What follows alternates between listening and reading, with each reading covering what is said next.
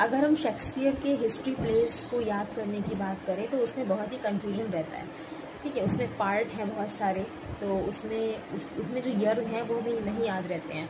अब जैसे कि इसकी एक ट्रिक हम बना सकते हैं याद करने की। जैसे पहला मैं लेती हूँ हेनरी सिक्स, जो शेक्सपियर का हिस्ट्री प्ले है हेनरी सिक्स, उसके 3 पार्ट हैं, ठीक है। तो आपको याद कर लेना है Henry six 231। Okay, Henry six 231 का मतलब ये है कि पहले हेनरी सिक्स का पार्ट 2 आया है, फिर 3 आया है, फिर आपका 1 आया है, ठीक है।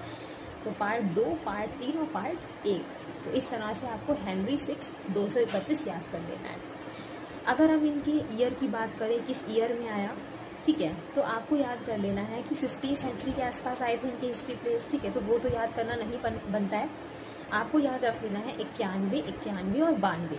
ओके, 91, 91 और 92 याद कर लेना है। यानी कि जो आपका हेनरी सिक्स का पार्ट 2 आया था वो 1591 में आया, फिर हमने 231 पढ़ा था, यानी कि फिर 3rd पार्ट आया है, तो वो भी आपका 91 में ही आया है, मतलब 1591 में, ठीक है। 91, 91, 92 और आपका जो लास्ट है हेनरी सिक्स पार्ट 1, ओके, जो आपका 1 है वो आया है 1592 में।